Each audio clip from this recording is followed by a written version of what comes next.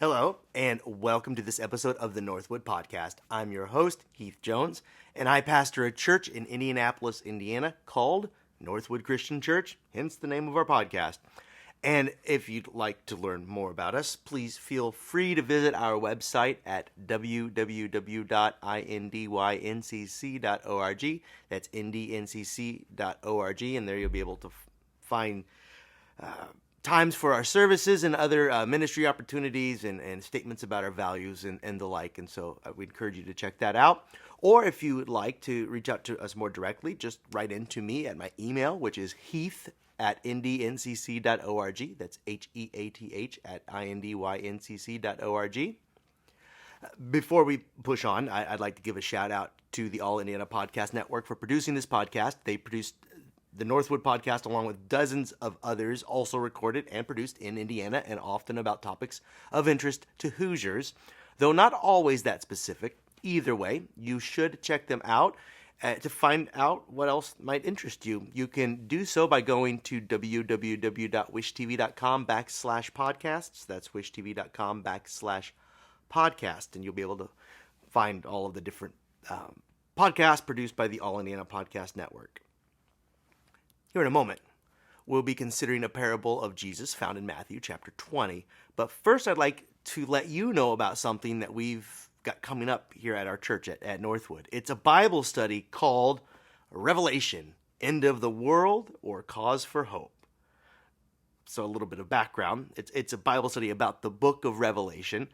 And I've spent much of my life either fearing or outright disliking this book. And it wasn't until much more recently that I learned that many of the approaches and interpretations I had been given for this book were misguided or just straight up incorrect. And it wasn't until I was in seminary that I learned that this book, Revelation, is not a book that calls for our demise or portends a bleak future, but is instead a critique of evil and a call to hope. A call to, in fact, a radical hope and a new future for us. So I'd like to help others work through this book as well. A lot of damage has been done by way of this book, and I know there's a lot of wounds, and so I'd like to help people work through that and help maybe others along a similar journey to the one I've walked on. And so the first lesson will be Wednesday, October the 4th at 7 p.m. That's Wednesday, October the 4th at 7 p.m. And you can attend in person, virtually, or you can catch a recording after the fact. And it's free. So if this sounds interesting to you and you'd like to take this journey along with us, there are a couple of things you could do. You could come in person, if you live in Indianapolis or are nearby, to our physical location at 4550 Central Avenue, Indianapolis, Indiana, zip code 46205. Or you can write in to ask to be put on our emailing list, and that way you'll receive announcements leading up to the study, but also links to the study so that you can watch virtually if you prefer that way. And also, I'll be posting recordings of the lessons on my YouTube page. And the best way for you to find that is, well, if you're watching this, you're already there. But if you're listening by way of podcast, the best way for you to find that YouTube page is to type in my YouTube handle when you open the app or go to the website, which is at HeathJones7. That's sign at HeathJones, altogether 7. Now, moving on to our episode proper. As I was saying before, today we'll be going over a parable found in Matthew chapter 20. But first, we need to pause for an ad break for our podcast audience. And so we'll find you after this short break. And we're back. And today, as I was saying, we'll be considering a parable of Jesus as recorded in the Gospel of Matthew, chapter 20, verses 1 through 16. That's Matthew chapter 20, verses 1 through 16. And let's dive right in. It reads, "For the kingdom of heaven is like a landowner who went out early in the morning to hire laborers for his vineyard. After agreeing with the laborers for the usual daily wage, he sent them into his vineyard. When he went out about 9 o'clock, he saw others standing idle in the marketplace. And he said to them, 'You also go into the vineyard, and I will pay you whatever is right.' So they went. Then he went out again about noon, and about 3 o'clock he did the same. And about 5 o'clock, he went out and found others standing around, and he said to them, "Why are you standing here idle all day?" They said to him, "Because no one has hired us." He said to them, "You also go into the vineyard." When evening came, the owner of the vineyard said to his manager, "Call the laborers and give them their pay, beginning with the last and then going to the first." When those hired about 5 o'clock came, each of them received the usual daily wage. Now when the first came, they thought they would receive more, but each of them also received the usual daily wage.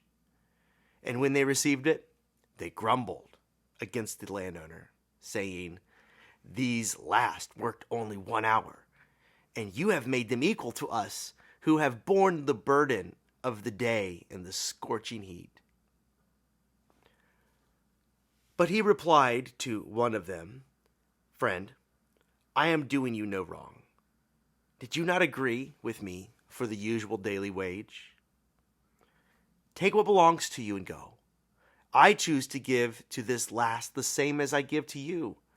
Am I not allowed to do what I choose with what belongs to me? Or are you envious because I am generous?"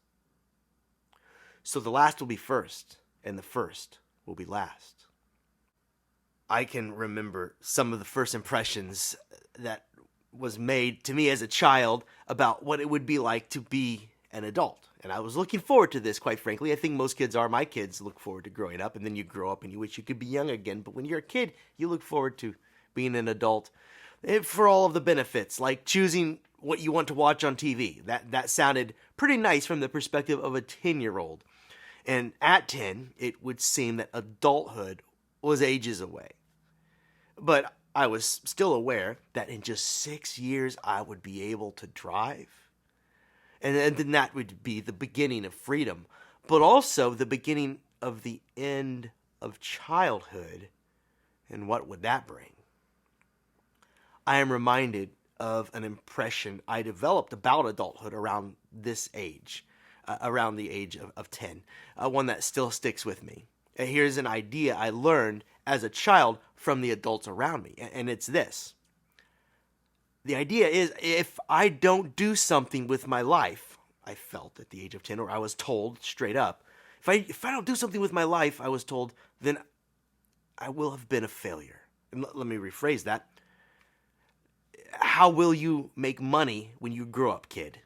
That's basically what it felt like it was being asked of me. And of course, the question is never framed so crassly. Instead, you're asked something as a kid like, "Class, what do you want to do when you grow up? What do you want to be when you grow up?" You raise your hand, and then all the kids name different vocations. And I wanted to be a pilot. There's something about flying that appealed to me, still does. But other classmates would name other vocations: rock star, dolphin trainer. Kids are made to think about these things because a time is coming, and the adults know it, when the children will be required to do something with their lives. And I have no problem with this, per se. I have no problem with adults motivating children to think about their futures and how they might use their gifts, both innate and nurtured, to make this world a better place. But you know how it goes. We grow up. And some of us live into our childhood dreams. It's rare, but some do. Some live into their childhood dreams and then discover that this is not what they ever wanted. That's true also sometimes. And some find that maybe they don't live into their dream and they have to let that dream die early so that they can accommodate reality once reality hits, once they grow up. Bills to pay, the need to make ends meet, and so many strive simply to find a place in our economy and in our systems. Any place that will sustain them. Because not to find a place in our economy fills many of us with a nearly existential dread. How if I will not make it? How if I lose my job? How if I end up destitute and homeless? What then? Then we may feel as though we failed. Is that how we see the poor? The poor people around us as failures? And before you leap to defend our culture's opinion of it's poor, think for a moment. Here's the reality. in our culture, we have an ingrained sense in us, an innate sense, that if someone is materially not well off, then this must say something about them. Maybe about their skill set, their resilience, their choices, or even something about their moral character. And you think I'm exaggerating? I'm not. There have been entire Christian doctrines shaped around assumptions about the poor, that those who are poor have somehow failed the human race. That this is what God is doing to them, maybe as some form of punishment, or maybe they're getting their comeuppance. And what makes this hard is that we were told in so many ways that our identities as human beings would be all wrapped up in our vocations when we got older. Think about it. You're at a social gathering. Someone asks you your name. Hello, nice to meet you. What is your name? And then they ask, what do you do for a living? These days, this question is something akin to our asking, just who are you anyway? What do you do translates, who are you? And this is not a new problem. In Jesus' day, his society had also divided itself up into classes, into haves and have-nots. And those who had made off well in the economy of the day felt as though they were especially favored by God, and they were looked up to in their communities. Or if not by God, by a culture that held up economic success and important titles as signs of virtue. Conversely, they thought that people who were poor, ill, or otherwise unable to participate in the economy had been cursed by God. Or if not cursed by God, by a culture that judged them in their poverty and in their despair. Into this mess, Jesus tells us a parable, a story. It's a parable that places us in the midst of a work site, familiar terrain. It is a story about people on the job and what they discover at the end of the day. So I'll try and retell the story from a more modern perspective. Perhaps a good way to envision what is happening here is to draw a comparison between this story and the situation many American workers found themselves in during the Great Depression. So let's reframe this. Millions of people out of work, had no way to provide for themselves or their families. So imagine in that context that every morning upon waking, you make your way down to the docks or some city corner where you know that some employer will be selecting amongst the best and the brightest, the strongest, and the hardest working to toil all day until sundown probably for the sake of, in those days during the Great Depression, just enough money to put maybe some food on the table that evening. And here in our parable today, we have a similar situation. We have poor day laborers standing around waiting to be chosen. So imagine you get out of bed at the crack of dawn, and the cold morning air causes you to hold your arms close to your chest while you shift your weight from foot to foot as you find your way to that line and then stand there waiting for your turn, waiting for the employer to show up and then sort through folks to figure out who will get paid, who will eat that day. So imagine you are standing next to other people, hoping beyond hope that today you will be chosen. You want to work. You do. You aren't standing idle because you chose to be there. Biblical scholar writes of this parable. Biblical scholar Barbara Reed writes of this parable, quote, "They are not there because of a lack of willingness to work, but rather because no one has hired them." End quote. So you similarly, perhaps you were passed by because you were not like some of the others with their competencies. Maybe you aren't as strong, or perhaps you have some disease that prevents you from being as productive as some others. Or perhaps you are older and beyond your prime years, and maybe you've lost a skip to your step, and the owner prefers the younger, more energetic workers. Either way, you are passed by, and then you begin to wonder where your next meal will come. How will you go back to your family and break the news that you didn't find work this day? But then, to your utter joy and confusion, 3 hours later, around 9 o'clock, the owner comes back looking for more workers. And this is not typical, but you aren't about to question the circumstance. Beggars can't be choosers. You'll take what you can get. And this time, the owner of the vineyard or the work site of the stockyards or wherever it is, he stops in front of you and asks if you'd like to make a buck or two. And your excitement makes it difficult to stammer out a yes. And so you go and join the other workers. Now, true, they have been working longer. And they have seniority, probably, but at least you're here. 3 hours later, and around noon, the owner returns with a new batch of workers. And this is even stranger. And you wonder why the owner didn't just hire all the workers outright from the get-go. But either way, beggars literally can't be choosers. So you continue in your labor. 3 o'clock in the afternoon rolls around, and maybe you're taking a water break and you notice that the owner returns with still more workers. So this is getting to be a bit too much, you're thinking. And yet, again, so long as you are paid at the end, you're not going to ask questions. The text reads that the owner goes back to the marketplace one more time towards the end of the day. What's the point, right? Around 5 o'clock in the evening. It's about time to call it a day. And yet he goes and asks the ones standing around, the ones who are left behind, why are you standing here idle all day? That's what he asks. Then the response in the text could break your heart. It should.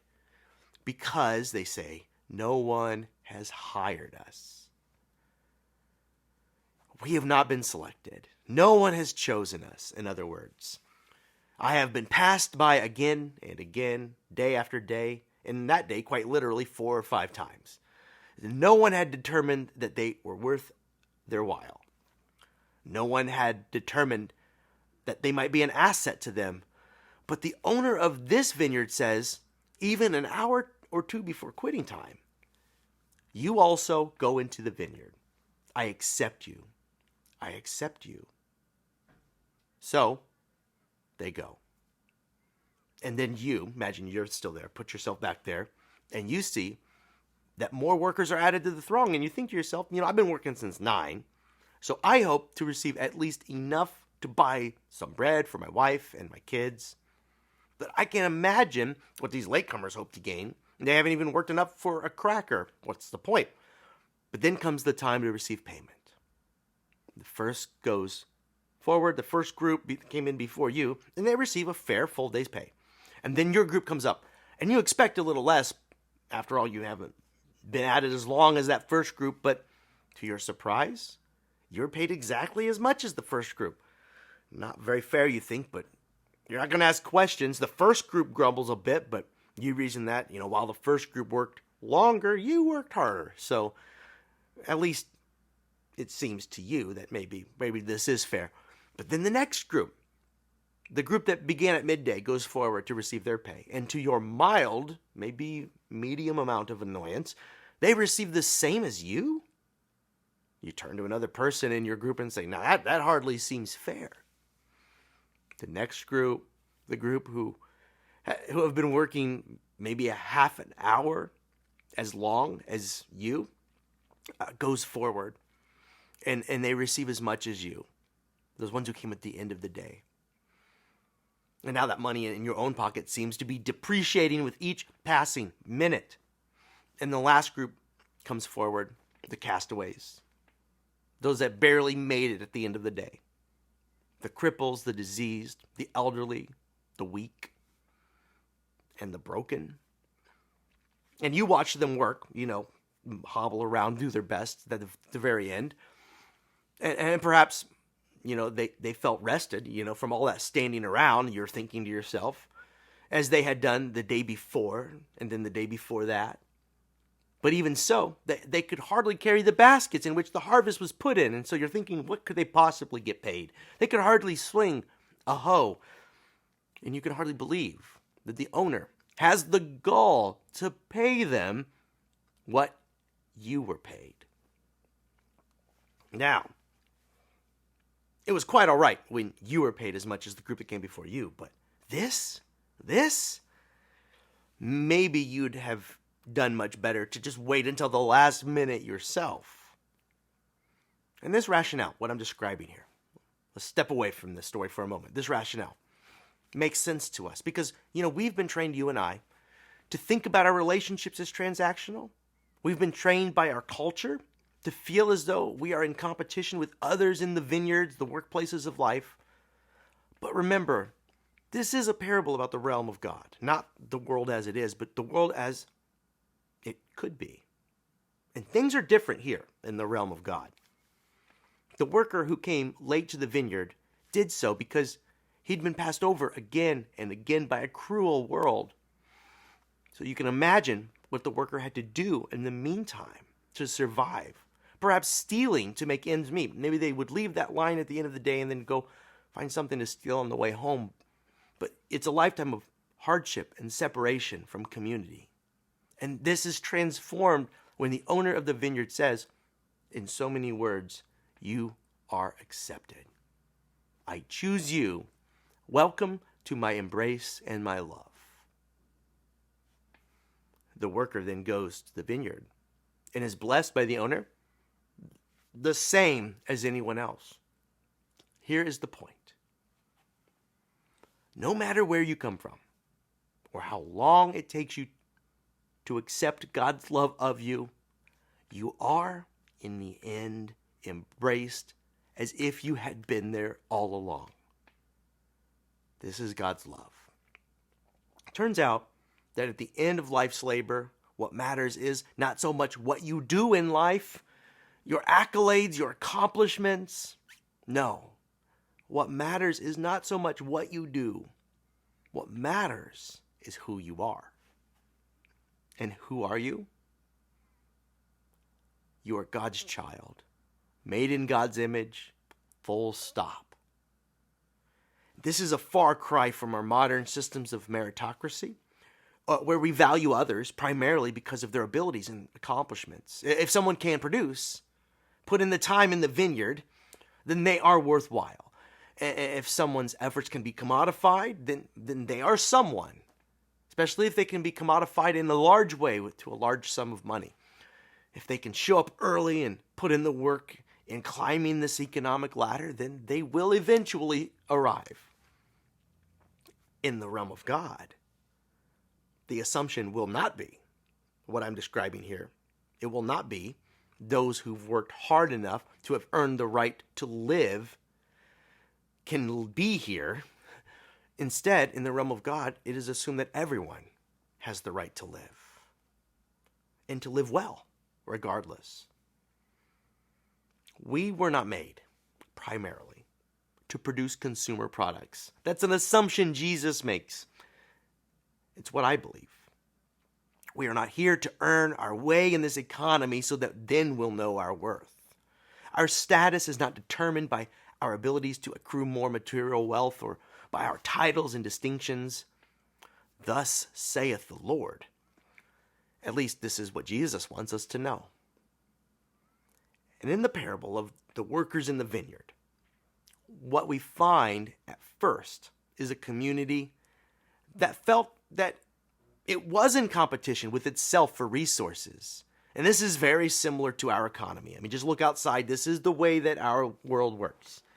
In competition for resources, job opportunities, where we sense that we are in competition over and against other moneyed interest. In our economy, we have these clear winners and losers. Consequently, the alleged winners hoard resources and defend private property on pain of death. But in the world Jesus envisions for us, those who our culture thinks of as less than will be found to be just as important as any who hold high office or title, regardless of the size of their bank accounts. We will not be defined by our assets and holdings. Our identity will be found in our relationships with God and with others. So in the realm of God, the CEO of a modern company may meet someone beholden to soup kitchens for sustenance to discover that, by God's metric, they are each on an equal plane. In the realm of God, a prime minister or president can commune with a field laborer to discover that they are brothers and sisters, that the titles that separate them are humanity's contrivance, not God's, our idea and our delusion, not God's. But our current reality does not reflect this, does it? As I've described our modern situation, the stark differences between Jesus' perspective and those that drive our culture's economy, well, couldn't be more obvious that our perspective is different than Jesus's or the one laid out in this parable. Jesus' way is wisdom, so what's needed is a moral revival in our times, a spirit of the age that may roll across our culture, changing hearts and minds, converting the greed and violence in our culture to generosity and peace. But don't hold your breath. It's hard to envision such a radical shift in our collective thinking. So Jesus, knowing the problem was huge, decided in his day to start small. He began with 12 disciples who, in time, had their own hearts and minds conformed to the vision Jesus holds for humanity. And then later, the early church would build this movement. In the church, people discovered what today's parable teaches, that all are accepted and equally loved by God. They lived then into this truth, and in small house churches, humble abodes and dwellings, wealthy Roman citizens broke bread with poor Jewish peasants in the name of God and in the name of love. Now, here we are. We cannot control the culture writ large, but we can be a witness to it. We can, in our own communities, discover that though we each come from different backgrounds and contexts, here, we are all equals here. And not only here, because what the world needs to see is that we are equal out there too. Every place. The inequalities are our delusions. The class distinctions, our delusions. We are all equally loved, valued, and cared for. We are equal in every place and in the eyes of God, which is to say, on the most fundamental and truest levels. So when we break bread at church around our communion tables, what we're doing is inviting all to the table, each to receive the same portion. In this moment, it's a teaching moment. It teaches us the deep truth that once you strip all of this away, the material possessions, the important titles that we surround ourselves with, when you strip all of that away, we are all children of God, equally loved and valued. So part of the work of the church is to create spaces where the world of today's parable lives out in real time. Our work is to create a place in our churches and in our homes, in our communities, where the values of God's realm are lived into, where those who our culture places last are put first, truly, just like the latecomers in today's story.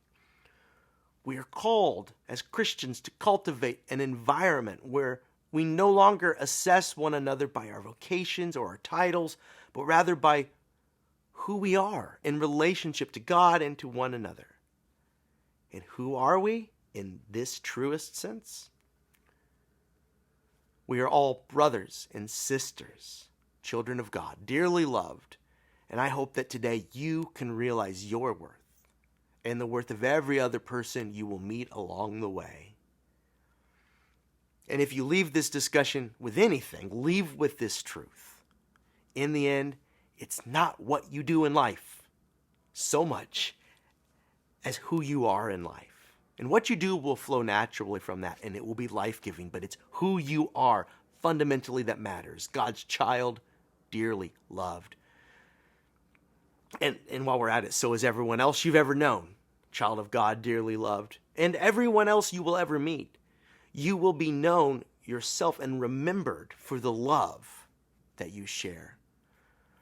So love the last and the first and everyone in between, and treat your neighbor as you want to be treated yourself. Jesus told us to do this.